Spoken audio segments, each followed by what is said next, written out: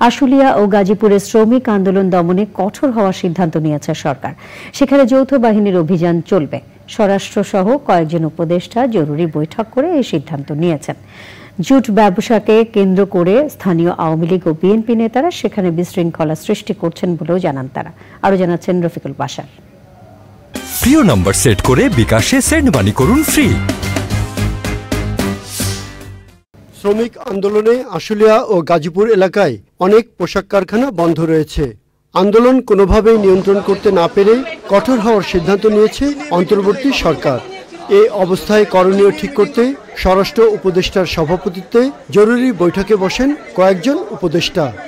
পরে তারা কথা বলেন উপস্থিত সাংবাদিকদের সাথে। সরকার কোনো সময় তার নিজের নাগরিকের বিরুদ্ধে ফোর্স ব্যবহার করে না, এটা স্বাভাবিক, ফোর্স ব্যবহার করে না। কিন্তু আমাদের এখন একটা পরিস্থিতি এসে গেছে যে আমার ইন্ডাস্ট্রিকে বাঁচাতে গেলে, শ্রমিককে বাঁচাতে গেলে, দেশের অর্থনীতিকে বাঁচাতে গেলে কিছু সংখ্যকের বিরুদ্ধে পদক্ষেপ নিতে হবে, কঠোর পদক্ষেপ নিতে হবে। আমরা স্পেসিফিকলি যারা জুট ব্যবসা নিয়ে সন্ত্রাস করছে সেখানে, এবং যারা বিভিন্ন আওয়ামী লীগের লোকেরা যেই সিন্ডিকেটগুলো সামলাতো তারা তো সেগুলো ছেড়ে চলে গেছে, এখন যারা দখলের পায়তারা করছে এবং এসে সেখানে সন্ত্রাস করছে তাদেরকে, এবং যারা বহিরাগত আছে তাদের বিরুদ্ধে সরকার কঠোর ব্যবস্থা নেবে। এখানে স্থানীয়ভাবে আওয়ামী লীগও আছে কিছু জায়গায়, এবং কিছু বিএনপির স্থানীয় নেতৃবৃন্দরাও আমরা সংশ্লিষ্টতা পেয়েছি।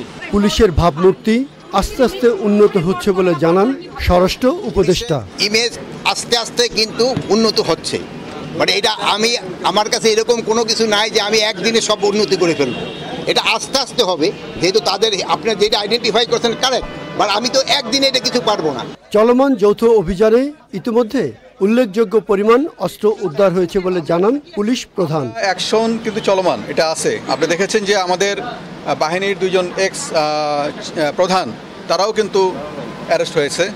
তো যারা মামলার আসামি, যারা বিভিন্নভাবে বিভিন্ন রকম কার্যকলাপের সাথে জড়িত ছিল, যারা এই দুর্নীতি থেকে আরম্ভ করে অন্যায় অনিয়ম, সবাই কিন্তু আইনের আওতায় আসবে। আইন শৃঙ্খলা পরিস্থিতি উন্নয়নে সারা দেশে যৌথ অভিযান চলমান থাকবে বলে জানান উপদেষ্টারা।